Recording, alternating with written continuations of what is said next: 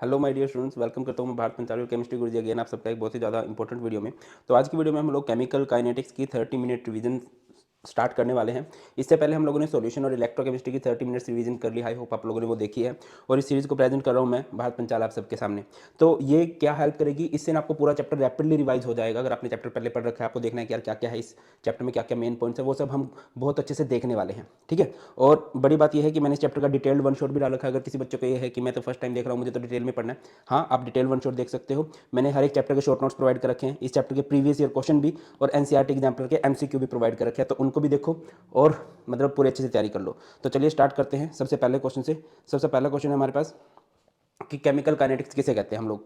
Chemical kinetics किसे कहा जाएगा भाई? It is that branch of chemistry which deals with the study of rates of chemical reaction. देखिए, जो केमिकल रिएक्शंस होती हैं उनकी जो रेट होती है, उनकी जो स्पीड होती है, वो हम किस में पढ़ेंगे? केमिकल काइनेटिक्स में। और अगर आप स्पीड के बेसिस पे केमिकल रिएक्शन को क्लासीफाई करना चाहो तो कई तरीके हो सकते हैं, जैसे very fast reaction, very slow reaction, moderate reaction. Very fast नाम से ही क्लियर है, जो रिएक्शन बहुत फास्ट होती है, जिनको पूरा होने में बहुत कम टाइम लगता है। जो आयनिक रिएक्शंस होती हैं बेटा, वो वेरी फास्ट की कैटेगरी में रखी जाती है। यहाँ पर हमने एग्जांपल लिया है AgNO3 प्लस NaCl, तो AgCl NaNO3 बन गया है। उसके बाद वेरी स्लो, ऐसी रिएक्शन जिनको पूरा होने में दिन, महीने, सालों लग जाते हैं, जैसे कि रस्टिंग ऑफ आयरन है, ये एक बहुत स्लो प्रोसेस है। या फिर सेटिंग ऑफ सीमेंट है। अब आप बोलोगे सर सीमेंट तो बहुत जल्दी सेट हो जाता है। नहीं नहीं भाई, मैं बोल रहा हूँ कि अगर आपने देखा होगा कि जो सीमेंट के कट्टे आते हैं वो पाउडर फॉर्म से सॉलिड फॉर्म में धीरे धीरे मॉइस्चर को एब्जॉर्ब करता है, तब होता है। या फिर इसका बेस्ट एग्जांपल हो सकता है formation of coal and petroleum. कोयले और पेट्रोल को बनने में लाखों करोड़ों साल लग जाते हैं, तो वो बहुत स्लो प्रोसेस हो जाती है। बाकी इस चैप्टर में हम लोग गो थ्रू होंगे मॉडरेट रिएक्शन से। मॉडरेट रिएक्शन कौन सी होती हैं? Those reactions which are neither very slow nor very fast but takes place at moderate speed. ना ही ज़्यादा स्लो होती है, ना ही ज़्यादा फास्ट होती है। इसका बेस्ट एग्जांपल आपको देखने को मिलेगा हाइड्रोलिसिस ऑफ शुगर। शुगर है, इसमें पानी डालोगे इन the presence of H positive, तो आप ऑब्जर्व करोगे कि ये ब्रेक डाउन हो जाता है ग्लूकोज में एंड फ्रुक्टोज में। तो ये एक ठीक ठाक प्रोसेस होती है। ओके, आगे बढ़ते हैं कि आप रिएक्शंस को क्लासीफाई कर सकते हो on the basis of steps. हम सबसे पहले हमारे पास एलिमेंट्री रिएक्शंस होती है। एलिमेंट्री रिएक्शन जो सिर्फ एक स्टेप में कंप्लीट हो जाती हैं। इसके अलावा हमारे पास कॉम्प्लेक्स रिएक्शंस भी होती हैं। कॉम्प्लेक्स रिएक्शंस क्या होती है? जो एक स्टेप में कंप्लीट नहीं होती, जिनको पूरा होने में एक से ज़्यादा स्टेप लगते हैं, है ना। जैसे मैं समझाता हूँ कि A से B बना, B से C बना, C से D बना। तो आपको A से D बनाना था, बट वो A से D डायरेक्ट नहीं बना, पहले A से B बना है, B से C बना है, C से D बना है। तो इस रिएक्शन को कॉम्प्लेक्स बोलेंगे। और इस रिएक्शन का जो हर एक स्टेप होगा वो स्टेप कहलाएगा एलिमेंट्री स्टेप। क्लियर है कि नहीं? आगे बढ़ते हैं। Rate of chemical reaction. किसी केमिकल रिएक्शन की रेट का मतलब क्या है? रेट कह लीजिए, स्पीड कह लीजिए। स्पीड का आपको फॉर्मूला पता है। स्पीड का फॉर्मूला क्या होता है? डिस्टेंस अपॉन टाइम, है ना। ऐसे ही यहां पर रेट का मतलब क्या होता है? Change upon time. अब चेंज किस में? देखिए, अगर मैं किसी भी रिएक्शन की बात करता हूं तो हम बात करते हैं कि रिएक्टेंट से प्रोडक्ट बन रहा है। कंसंट्रेशन ऑफ रिएक्टेंट टाइम के साथ चेंज होती है, कंसंट्रेशन ऑफ प्रोडक्ट भी टाइम के साथ चेंज होती है। आपको भी पता है कि रिएक्टेंट टाइम के साथ घटता है और प्रोडक्ट टाइम के साथ बढ़ता है। मैं बच्चों को कई बार एग्जाम्पल दिया करता हूं कि आटे से रोटी बनानी है। इनिशियली हमने आटा लिया तो आटा जो है कम होता जाएगा और रोटी जो है धीरे धीरे बढ़ते चली जाएगी। यही हमारे पास क्या हो जाती है? एक रिएक्शन है सिंपली। ठीक है ना भाई, रिएक्टेंट कम हो रहा है, प्रोडक्ट बढ़ रहा है। तो रेट ऑफ रिएक्शन को डिफाइन किस तरह से करेंगे? It is the change in molar concentration of species taking part in chemical reaction, है ना। अब दूसरे शब्दों में कह सकते हो decrease in concentration of reactant या फिर increase in concentration of product. Reactant के साथ आप माइनस का साइन यूज करते हो, minus delta A by delta T, with time ही होगा ना। और प्रोडक्ट के साथ आप प्लस यूज करते हो, plus delta B bye delta T. ठीक है। और ये नेगेटिव साइन या पॉजिटिव साइन क्या रिप्रेजेंट करते हैं? नेगेटिव साइन जो आप रिएक्टेंट के साथ लगाते हो ये शो करता है कि रिएक्टेंट की कंसंट्रेशन टाइम के साथ घट रही है। अगर आप किसी भी रिएक्शन के लिए एक्सप्रेशन देना चाहोगे रेट ऑफ रिएक्शन का, फॉर एग्जांपल R से P बन रहा है, तो आप क्या कर सकते हो? Minus delta R by delta T is equal to, product है तो plus delta P by delta T. On the other hand अगर मैं इसको कोफिशिएंट की टर्म्स में लेके जाऊं, जैसे कि हमारे पास है 2x plus 3y gives 5z। मैं आपको बोलता हूं इसकी रेट ऑफ रिएक्शन लिख दीजिए, तो आप इसकी रेट ऑफ रिएक्शन क्या लिखोगे भाई? Minus 1/2 delta x by delta T is equal to, Y को क्या लिखोगे? Minus 1/3 delta y by delta T, और प्रोडक्ट है तो plus 1/5 delta z by delta T. Repeat कर रहा हूँ, ये पर मोल्स के लिए डिफाइंड होती हैं। तो यहाँ पर 2x को 1/2 कर देंगे, 1/3 कर देंगे, इस तरह से है। रिएक्टेंट टाइम के साथ घटता है तो रिएक्टेंट के लिए माइनस लगाते हैं, और प्रोडक्ट टाइम के साथ बढ़ता है तो प्लस लगा देते हैं। इसी तरह से हमारे पास रेट ऑफ रिएक्शन के दो टाइप आ जाते हैं। सबसे पहले है एवरेज रेट ऑफ रिएक्शन और दूसरा आ जाता है इंस्टेंटेनियस रेट ऑफ रिएक्शन। अब इसका मतलब क्या है एवरेज का और इंस्टेंटेनियस का?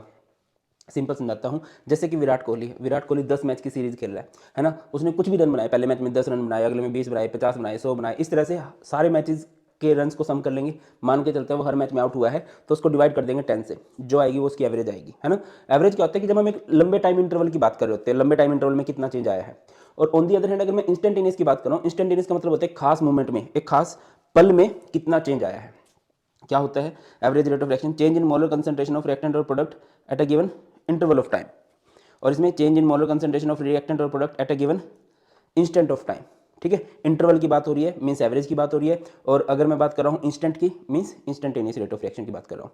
तो इसको डिस्टिंग्विश करने के लिए सिंपल रहता है कि रिएक्टेंट से प्रोडक्ट बनता है, तो जब आप एवरेज के लिए एक्सप्रेशन लिखते हो तो डेल्टा लिखते हो, और जब आप इंस्टेंटेनियस के लिए एक्सप्रेशन लिखते हो तो डेल लिखते हो। अगर आपको कुछ नहीं दे रखा है, अगर आपको स्पेसिफिकली मेंशन नहीं किया कि ये एवरेज है, या उन्होंने टाइम इंटरवल वर्ड यूज़ नहीं किया, तो आप समझ जाना कि यहाँ पर इंस्टेंटेनियस रेट ऑफ रिएक्शन का यूज़ किया जा रहा है। ठीक है ना। अब जैसे कि मैं एक रिएक्शन ले लेता हूँ और दोनों एग्जांपल समझाने का प्रयास करता हूँ आप लोगों को, आई होप तुम समझ भी जाओगे यार।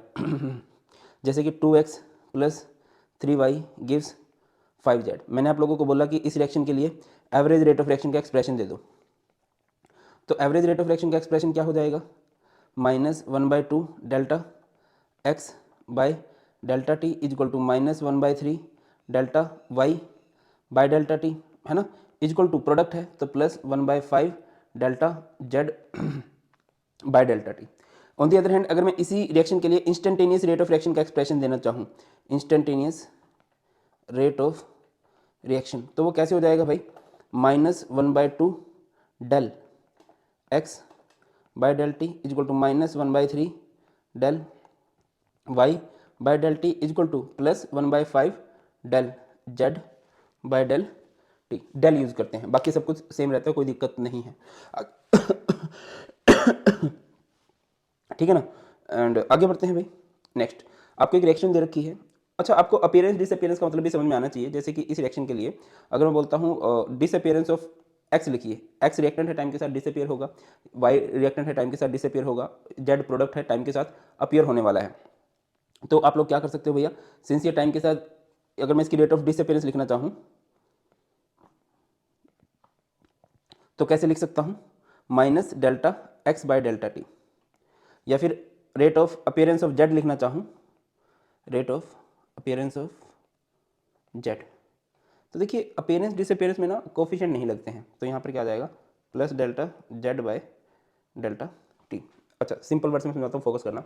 अगर आपको अपीयरेंस डिसअपीयरेंस दे रखी है, रेट ऑफ रिएक्शन निकालनी है, कोफिशिएंट से डिवाइड कर दो। रेट ऑफ रिएक्शन में तो कोफिशिएंट का यूज होता है ना, कोफिशिएंट से डिवाइड कर दो। और अगर आपको रेट ऑफ रिएक्शन दे रखी है, अपीयरेंस डिसअपीयरेंस निकालनी है, तो कोफिशिएंट से मल्टीप्लाई कर दो। रेट ऑफ रिएक्शन दे रखी है, अपीयरेंस डिसअपीयरेंस निकालनी है, तो कोफिशिएंट से मल्टीप्लाई कर दो, आपकी अपीयरेंस डिसअपीयरेंस आ जाएगी। ठीक है, चलो बाकी है बहुत सिंपल, कंफ्यूज होने की जरूरत नहीं है। आपको एक रिएक्शन दे रखी है, a + 2b gives 3c + 2d, the rate of disappearance of b is 1 × 10⁻² mole litre second, ऐसे नहीं होगा, मोल पर लीटर पर सेकंड होगा। आपने इसकी रेट ऑफ रिएक्शन लिखनी है, rate of change in concentration of A and C भी लिखना है। ठीक है ना। तो सबसे पहली बात, मैं इस रिएक्शन के लिए रेट ऑफ रिएक्शन का एक्सप्रेशन दे दूंगा, या नहीं दिया जा सकता है भाई, आप इस रिएक्शन के लिए रेट ऑफ रिएक्शन का एक्सप्रेशन दे दो, है ना, नहीं दे रखा है हम दे देते हैं, है ना, कुछ काम तो हमें खुद भी करना पड़ेगा ना भाई। a + 2b gives 3c + 2d, कैसे लिखोगे, -da by dt is equal to -1/2 db by dt is equal to product है तो +1/3 dc by dt is equal to product है तो +1/2 dd by dt। Come to the point, आपको क्या दे रखा है, आपको दे रखा है rate of disappearance of b, यानी कि आपको -db बाय dt दे रखा है, कितना लिखोगे, 1 × 10⁻² मोल पर लीटर पर सेकंड। तो आपको रेट ऑफ रिएक्शन निकालना है, तो आप db वाली टर्म से चलोगे, है ना, db वाली टर्म से चलोगे, तो -1/2 db बाय dt। मैंने आपको बोला है कि अगर आपको अपीयरेंस डिसअपीयरेंस दे रखी है और आपको रेट ऑफ रिएक्शन निकालनी है तो कोफिशिएंट से डिवाइड करते हो, और अगर आपको रेट ऑफ रिएक्शन दे रखा है, अपीयरेंस डिसअपीयरेंस निकालनी है तो कोफिशिएंट से मल्टीप्लाई करते हो। तो यहाँ पर आपको अपीयरेंस डिसअपीयरेंस दे रखी थी तो कोफिशिएंट से डिवाइड किया, कोफिशिएंट है 1/2 और ये आपको दे रखा है 1.0 × 10⁻²। उसके बाद है चेंज इन कंसंट्रेशन ऑफ ए निकालना है, तो यानी कि -da/dt, तो da/dt इस पर तो कुछ कोफिशिएंट नहीं है, जो रेट ऑफ रिएक्शन होगी वही हो जाएगा।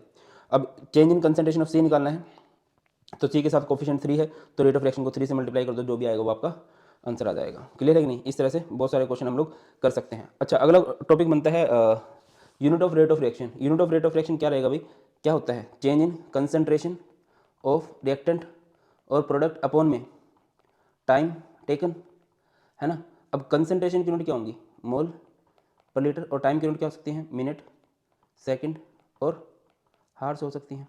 तो यूनिट क्या बन जाएंगी, मोल पर लीटर, ये मिनट को ऊपर ले जाओ, पर मिनट, या फिर मोल पर लीटर पर सेकंड, या फिर मोल पर लीटर पर हार। क्लियर है ना, ये इस तरह से आप लोग कर सकते हो। आगे बढ़ो, नेक्स्ट है factors affecting the rate of reaction. कई सारे फैक्टर हैं, सबसे पहले मैं बात करता हूँ कंसंट्रेशन ऑफ रिएक्टेंट की। कंसंट्रेशन ऑफ रिएक्टेंट जो होती है वो रेट ऑफ रिएक्शन के डायरेक्टली प्रोपोर्शनल होती है। मीन्स अगर कहीं पर कंसंट्रेशन ऑफ रिएक्टेंट बढ़ेगी तो रेट ऑफ रिएक्शन भी बढ़ेगी। मैं आपको एक एग्जांपल देता हूँ। एक जंगल में आग लगी हुई है, ठीक है। जंगल में आग लगने के लिए बहुत जरूरी कंडीशन है कि वहाँ पर ऑक्सीजन की प्रॉपर सप्लाई होनी चाहिए। अब आप सोचो कि ऑक्सीजन वहाँ पर रिएक्टेंट का रोल प्ले कर रहा है, अगर वहाँ पर ऑक्सीजन ना मिले तो वो आग बंद हो जाएगी, और अगर बहुत ज़्यादा एक्सेस में ऑक्सीजन मिलती रहेगी तो ऑब्वियसली वो आग बहुत ज़्यादा फैलती जाएगी। तो आप लोग यहाँ से क्या समझ रहे हो कि अगर कंसंट्रेशन ऑफ रिएक्टेंट बढ़ रही है तो रेट ऑफ रिएक्शन भी बढ़ेगी। क्लियर है ना। एक बड़ा फेमस क्वेश्चन बनता है कि रेट ऑफ रिएक्शन जो होता है वो धीरे धीरे स्लो की होती जाती है, rate of reaction decreases when reaction proceed. क्या होता है कि जो रिएक्टेंट की कंसंट्रेशन है वो घटती है, और rate of reaction concentration of reactant पे डिपेंड करती है, क्योंकि कंसंट्रेशन ऑफ रिएक्टेंट घट रही है, that's why rate of reaction भी घट रही है। आगे बढ़ो, temperature of the system. Obviously temperature बढ़ने से भी रेट ऑफ रिएक्शन बढ़ेगा। एक जगह पर चाय बना रहे हो कम टेम्परेचर पे, दूसरी जगह पर चाय बना रहे हो ज़्यादा टेम्परेचर पे, तो जितना ज़्यादा टेम्परेचर बढ़ाओगे रेट ऑफ रिएक्शन भी बढ़ जाएगी। और एक नॉर्मल सा डाटा है कि रेट ऑफ रिएक्शन जो है वो इंक्रीज कर जाती है 2 to 3 times by increasing up to 10 degree Celsius. जब आप 10 डिग्री सेल्सियस बढ़ाते हो 2 to 3 टाइम्स, आप 2 टाइम्स मान सकते हो, डबल मान सकते हो। ठीक है। नेचर ऑफ रिएक्टेंट की बात करते हैं तो देखो अलग अलग रिएक्टेंट का अलग अलग सीन बनता है ना। किसी रिएक्टेंट के पुराने बॉन्ड इजीली टूट जाते हैं तो नए बॉन्ड भी इजीली बन जाएंगे। क्लियर है। आगे बढ़ते हैं, इफेक्ट ऑफ कैटलिस्ट। कैटलिस्ट का क्या रोल रहता है, मैं इसको अगले पेज पे देख लेता हूँ, है ना।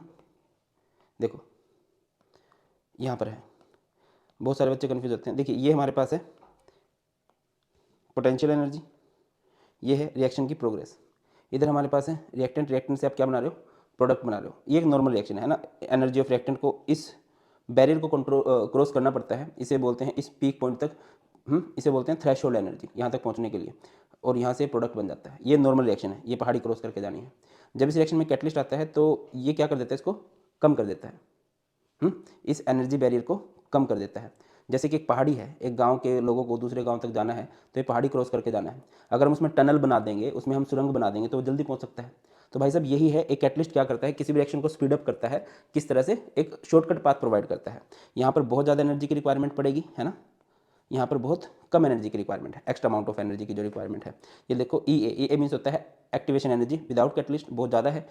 ई ए एक्टिवेशन एनर्जी विद कैटलिस्ट जो है वो बहुत कम है। देखिए क्या लिखा गया है, catalyst increase the rate of reaction और दो substance which change the speed of reaction without undergoing any change in itself. और वो किस तरह से इंक्रीज करते हैं भैया, एक्टिवेशन एनर्जी को लोअर डाउन करके। अगला बड़ा इंपॉर्टेंट फैक्टर है सरफेस एरिया। सरफेस एरिया से रेट ऑफ रिएक्शन पे क्या फर्क पड़ेगा। एक सिंपल एग्जांपल देता हूँ कि जैसे एक लकड़ी का बड़ा सा पीस है, 10 किलो लकड़ी का पीस है, 10 किलो लकड़ी के दो पीस है ना। एक में आग लगाई और दूसरी जगह पे 10 किलो लकड़ी का आपने बुरादा बना दिया, उसमें आग लगाई, तो जल्दी आग किस में लगेगी, जो बुरादा है। रीजन बिहाइंड दिस कि उसका सरफेस एरिया ज़्यादा है। दूसरा एग्जाम्पल देता हूँ, आपने 1 किलो चीनी ली और 1 किलो चीनी का बूरा बना लिया। बूरा होता है पाउडर्ड शुगर। आप दोनों को पानी में डिजोल्व कराने लगोगे तो आप ऑब्जर्व करोगे कि जो पाउडर शुगर है वो जल्दी डिजोल्व हो जा रहा है, और सिंस वो जल्दी डिजोल्व हो जा रहा है तो रेट ऑफ रिएक्शन बढ़ रही है। तो याद रखिए, as surface area increase as surface area of reactant increases, rate of reaction also increases. अगला है एक्सपोजर टू रेडिएशन। सनलाइट का क्या फर्क पड़ता है। देखिए सनलाइट का हर जगह फर्क नहीं पड़ता है, बट कुछ रिएक्शंस होती है जो सिर्फ सनलाइट की प्रेजेंस में ही हो सकती हैं। उन रिएक्शन को हम लोग बोलते हैं फोटोकेमिकल रिएक्शंस, है ना। जैसे कि यहाँ पर अगर आप देख पा रहे हो, एक एग्जांपल है H2+Cl2 है ना। आप इन रिएक्शंस को देखो, H2+Cl2 अगर आपने डार्क में कराया तो रिएक्शन स्लो होगी, और अगर आपने इसी रिएक्शन को सनलाइट की प्रेजेंस में करा दिया तो रिएक्शन बहुत रैपिडली हो रही है। क्लियर है। आगे चैप्टर में बहुत इंपॉर्टेंट टॉपिक बनता है रेट लॉ, बहुत इंपॉर्टेंट बनता है। आगे चैप्टर में बहुत ज़्यादा पोर्शन इसी पे डिपेंड भी करता है। रेट लॉ क्या बोलता है, रेट लॉ बोलता है कि rate of a chemical reaction is directly proportional to the product of molar concentration of reactant and each raise to the power their coefficient on which rate of reaction actually depends, या each raise to the power their actual used concentration terms. ठीक है ना। मैं एक reaction का example देख समझाता हूँ कि जैसे कि ए प्लस बी गिव्स प्रोडक्ट, तो अगर मैं बोलता हूँ इसकी रेट ऑफ रिएक्शन लिखो, कैसे लिखोगे इसकी रेट ऑफ रिएक्शन।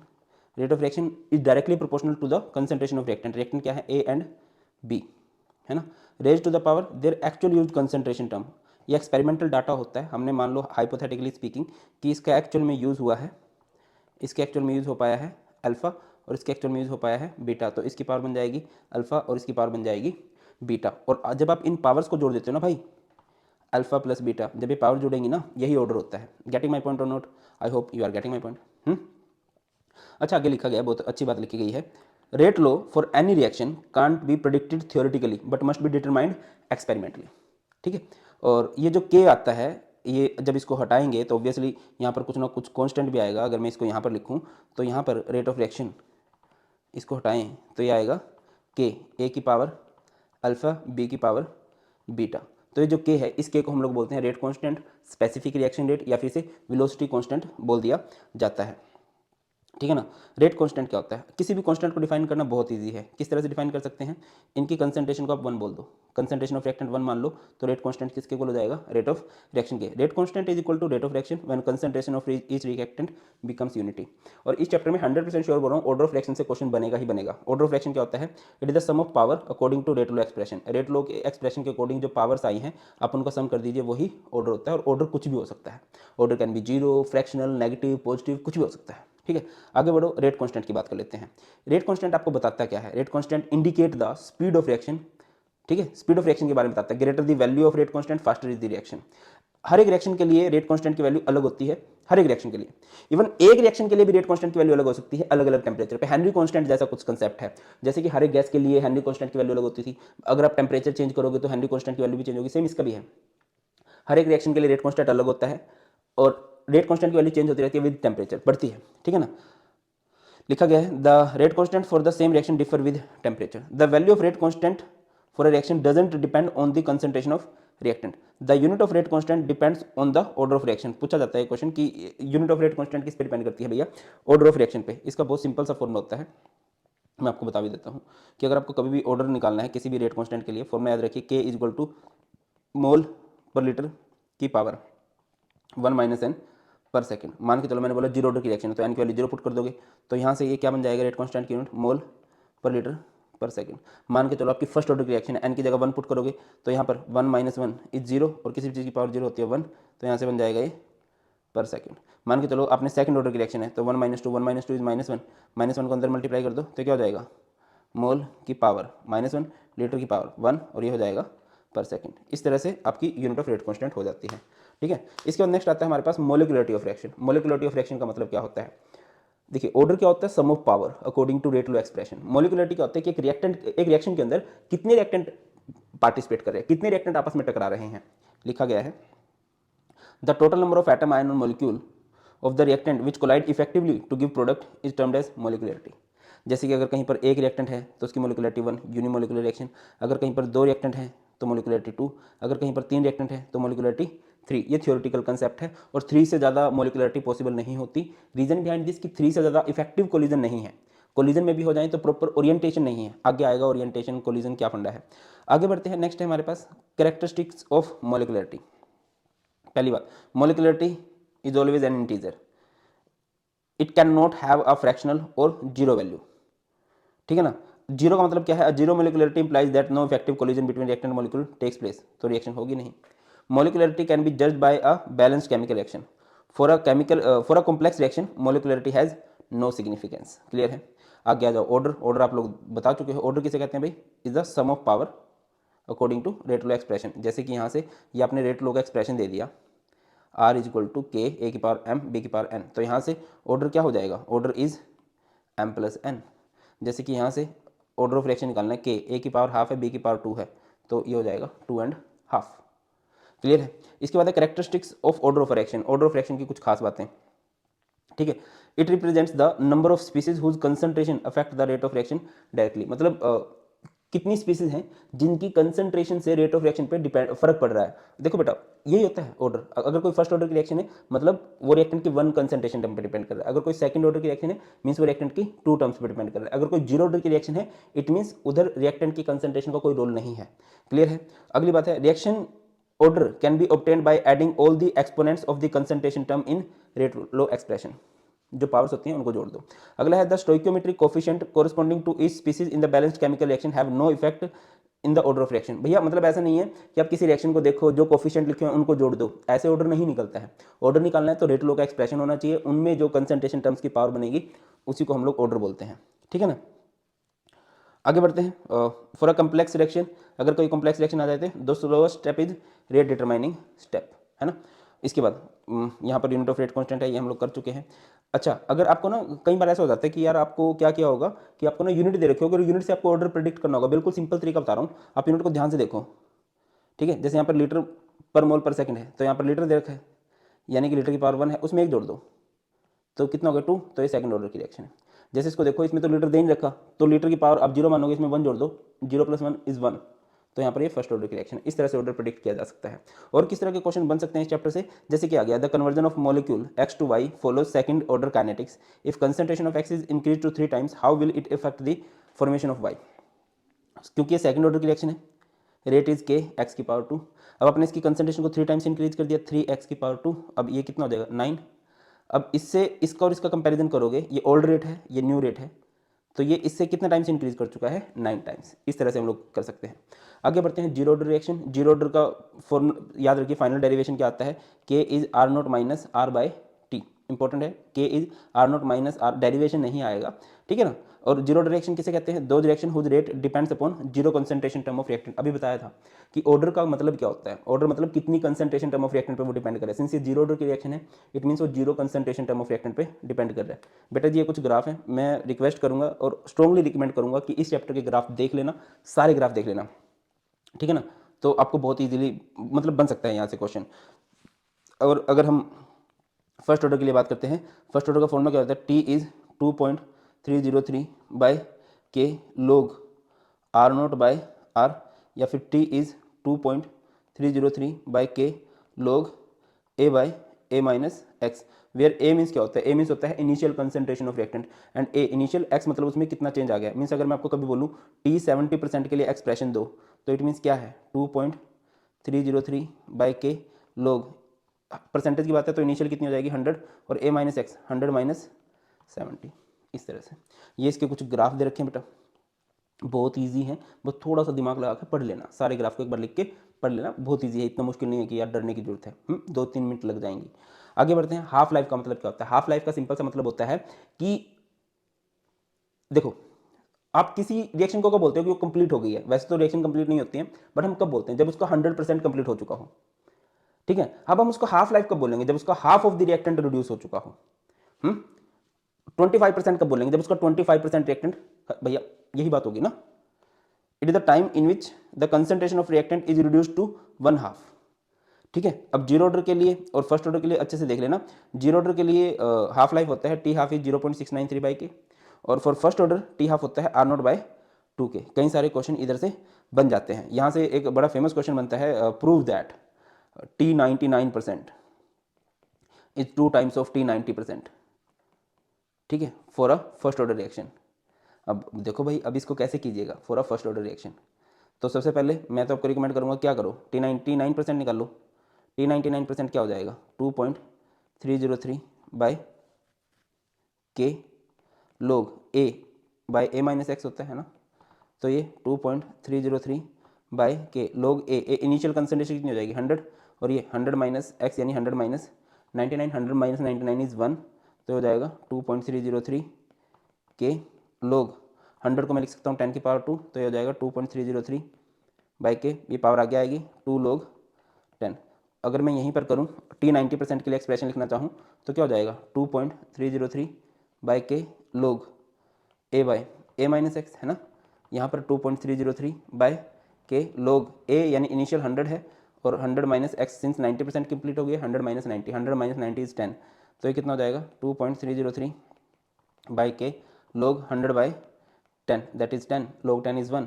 तो यहाँ से T90, यहाँ से क्या हो जाएगा भाई T99% बाई T90% के लिए एक्सप्रेशन लिख दो 2.303 बाय के इंटू 2, लोग 10 तो इधर भी 1 है, लोग 10 इधर भी 1 है, और ये 2.303 बाय के कैंसिल, तो T99% इज इक्वल टू क्या हो जाएगा 2, ये 2 बचा है, T90% उधर चला जाएगा इंटू में T90%। इस तरह से प्रूव करना था, किया जा सकता है, ठीक है ना।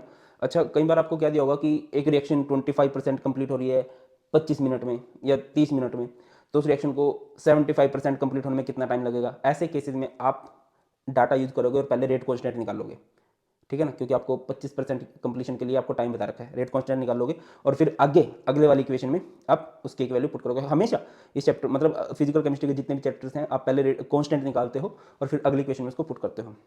अच्छा, अगली बात पे आ जाते हैं कि कोलिजन फ्रीक्वेंसी क्या होता है। कोलिजन फ्रीक्वेंसी क्या होता है, सबसे पहली बात है कोलिजन थ्योरी किसे कहते हैं। कोलिजन थ्योरी क्या बोलती है कि एक रिएक्शन को अगर होना है, अगर एक रिएक्शन को होना है तो रिएक्टेंट को पास आना पड़ेगा, रिएक्टेंट को आपस में टकराना पड़ेगा। जब वो पास आएंगे, जब वो टकराएंगे तभी कोई रिएक्शन हो सकती है, अदरवाइज वो रिएक्शन नहीं हो सकती। वर्ड्स में कैसे लिखेंगे, for a reaction to occur reacting molecule must come closer to each other, collide with each other so that reaction takes place and product is formed. ठीक है, कोलिजन थ्योरी ये बोलती है। उसके बाद दो तरह के कोलिजन हो सकते हैं, एक हो सकता है इफेक्टिव कोलिजन, एक हो सकता है अनइफेक्टिव कोलिजन। इफेक्टिव कोलिजन क्या होता है कि those collisions as a result of which product is formed, और अनइफेक्टिव कोलिजन्स क्या हो सकते हैं, those collisions as a result of which no product is formed.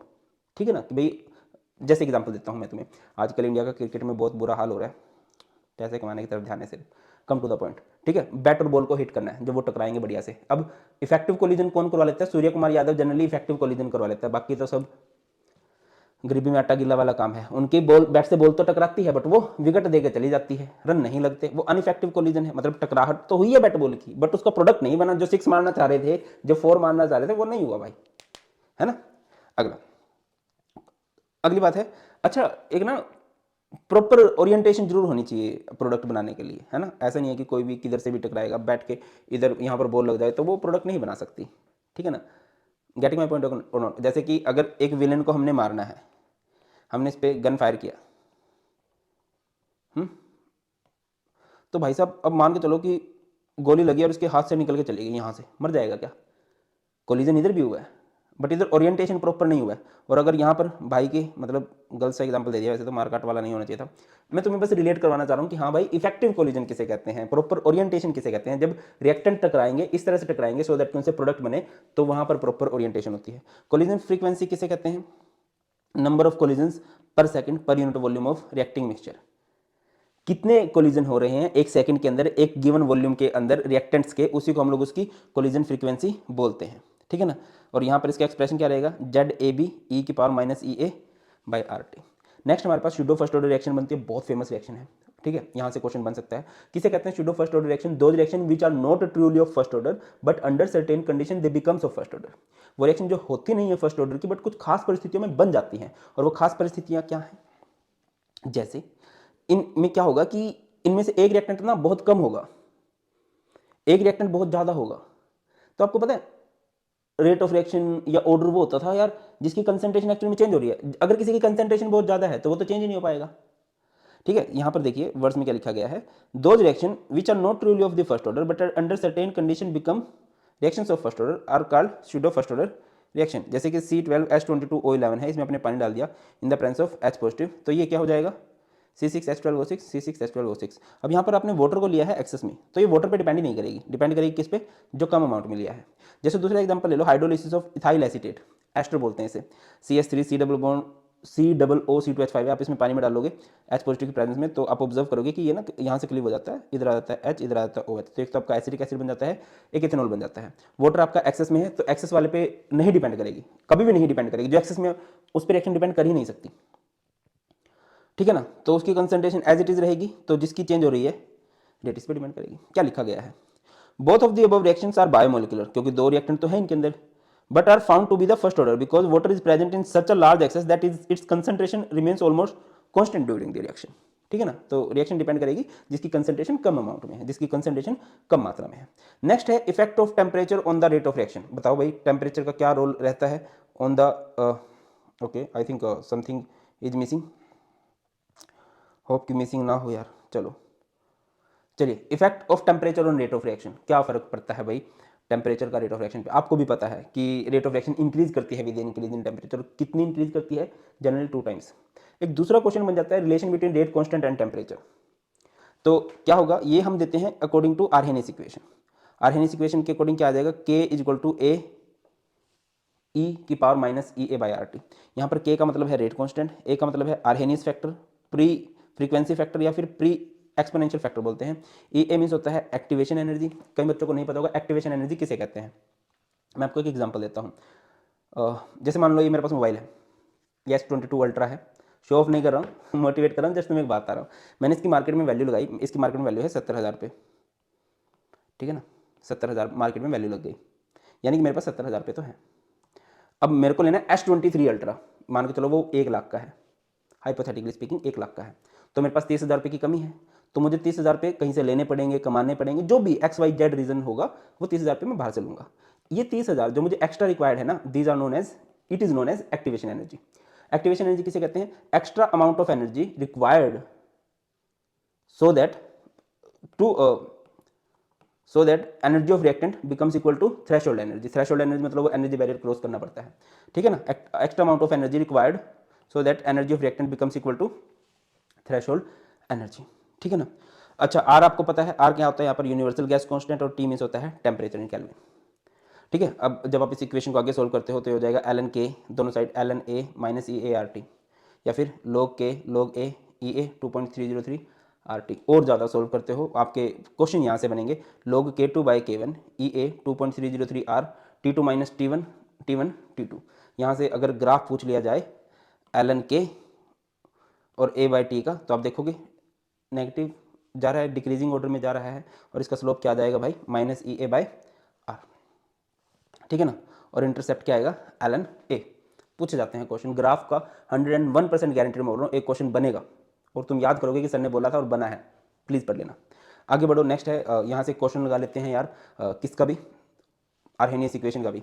The rate constant for a first order reaction increases from 2 into 10 की power minus 10 to 4 into 10 की power minus 2, minus 10 नहीं था, 2 into 10 की power minus 2 से 4 into 10 की power minus 2, when the temperature changes from 300 kelvin to 310 kelvin, calculate the energy of activation. आपको पता है फॉर्मूला क्या होता है? पहली बात है, आपको गिवन डाटा देख लो, K1 कितना है? K1 है 2 इंटू 10 की पावर माइनस 2, और ब्रो K2 कितना है? K2 है आपका 4 इंटू 10 की पावर माइनस 2। टेम्परेचर कितना दिया है? इनिशियली टेम्परेचर है 300 केल्विन, और T2 है आपका 310 केल्विन, ठीक है ना। तो यहाँ से फॉर्मूला क्या बन जाएगा? log K2 by K1 is equal to E A by 2.303 R T2 minus T1, और इधर T1 T2। अब देखिए log K2 कितना दे रखा है आपको? 4 इंटू 10 की पावर माइनस 2, और K1 कितना दे रखा है? 2 इंटू 10 की पावर माइनस 2। ई ए आपको निकालना है 2.303, आर कितना होता है? 8.314, और ब्रो T2 कितना है? 310 माइनस T1 कितना है? 300, और यहाँ पर 310 इंटू 300। यहाँ से इस सारे को सिंपल आउट करोगे तो ई की वैल्यू, अच्छा ये तो कितना ही आ जाएगा? ये तो 2 ही है, log 2 कितना होता है? 0.3010, ठीक है। इसको इधर ले जाओ, और ये क्या हो जाएगा? 2.303 इंटू 8.314, 310 माइनस 300 इज 10, और ऊपर क्या? 310 इंटू में 300, तो यहाँ से ये आपकी ई ए की वैल्यू आ जाएगी। इस तरह से जूल में आएगी, उसको आप किलो जूल में कन्वर्ट कर सकते हो, इस तरह से करना था, ठीक है ना। अब जाते जाते, ये अगेन ग्राफ है, स्क्रीनशॉट लेके एक बार इनको पढ़ लेना। जाते जाते यही बोलूँगा, thank you so much, I hope आपको बहुत अच्छे से क्लियर हो गया होगा, ठीक है ना। और मैं हमेशा बोलता हूँ कि आपको जहाँ पर प्रॉब्लम आ रही है ना बेटा, बता दिया करो, बता दिया करो। मैं श्योरली, मैं बहुत कोशिश करूँगा कि तुम्हारी प्रॉब्लम्स को जल्द से जल्द सोल्व कर दूँ। एक क्वेश्चन पूछ लेता हूँ, वो कौन कौन से फैक्टर्स हैं जो रेट ऑफ रिएक्शन को अफेक्ट करते हैं? मुझे पता चले कितने बच्चे एंड तक आए हैं, कितने बच्चों ने सीरियसली पढ़ा है, वो कौन कौन से फैक्टर्स हैं जो रेट ऑफ रिएक्शन को अफेक्ट करते हैं। That's all in today's video, जल्द मिलेंगे, ख्याल रखिए अपना, God bless you, please take